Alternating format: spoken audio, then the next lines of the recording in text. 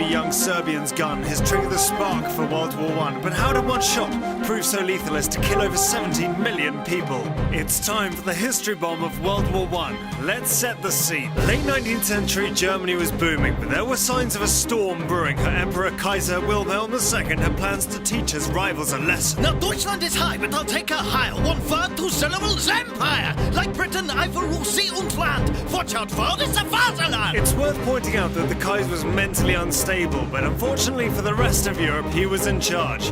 Germany's neighbors started to take notice. Hey Russia, have you heard this guy? I'm thinking of putting my army on standby. I know, Cousin Willie is giving me nausea, and now he signed an agreement with Austria. So tell her when we've got your back, we'll be here if the Kaiser attacks. It was against this backdrop that Gavrilo Princip, a young Serbian nationalist, shot dead Archduke Franz Ferdinand, the heir to the Austrian throne, setting off a terrible chain of events. Are you ready?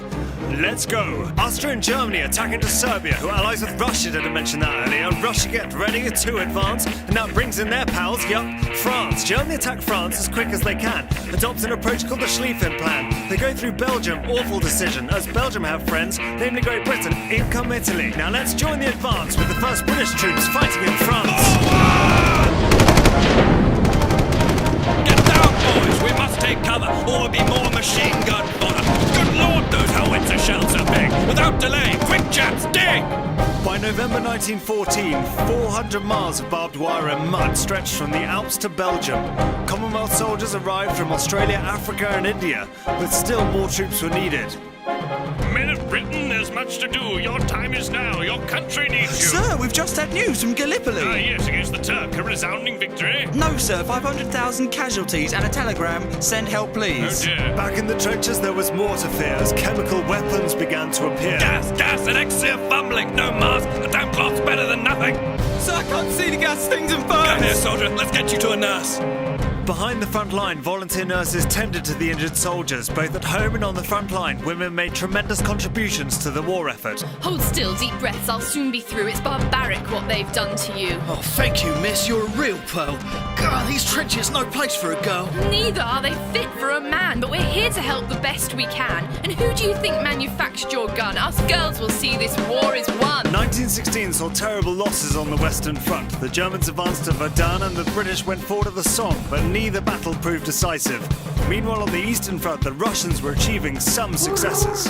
Sir, news from the Russian army. Blimey, that pigeon's flown a long way. Let me guess, they've been pushed back. No, actually, they've had a good crack. General Brusilov makes good progress. His wide attacks put Fritz under stress. His advance no less than 60 miles. Superb, great news. I like his style. Oh, hang on. And now his attack's been stalled. German reserves have been called. Oh, blast. It would take new tactics and technology to break the deadlock on either front. In 1917, Germany made a fatal calculation by pursuing a ruinous naval strategy. This war has gone on long enough. It's time for Deutschland to get tough. The Allies need their post to stay alive. Cut these off and they cannot survive. German U-boats attacked Allied shipping to cut off supply. Critically, they attacked American ships, and in response, the United States declared war on Germany. It would take another year, however, for American troops to actually arrive in Europe. In the meantime, a Russian revolutionary seized his moment.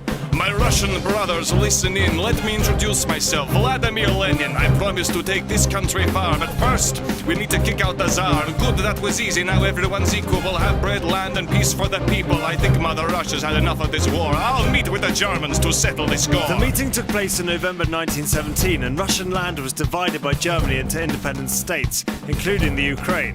With Russia now out of the war, the Germans moved all efforts to the Western Front and planned a colossal effort in the spring of 1918. Ultimately, the offensive failed, and at this pivotal moment, the Americans finally arrived. Hey, what's up? No photographs, please. We got your memo and... Geez, things have gotten out of hand. Good thing you called up Uncle Sam. The enemy had better reach for the skies. Light it up like the 4th of July. You idiot! By May 1918, 200,000 American troops were arriving per month, and after withstanding the German offensive, new technology and tactics proved decisive for the Allies. Right, chaps, this is it. We have orders to make the hit. Keep behind the tanks and use the Lewis gun. A creeping barrage will shatter the Hun. Our planes will protect from the skies, then we'll hold the line until support arrives. Finally, the Allies got some traction, putting the Germans out of action. At 11 a.m. on the 11th of November, the guns fell silent upon German surrender. All in all, a tragic loss. Europe secured, but at what cost? A generation lost. We are forever in debt. 100 years hence, lest we forget.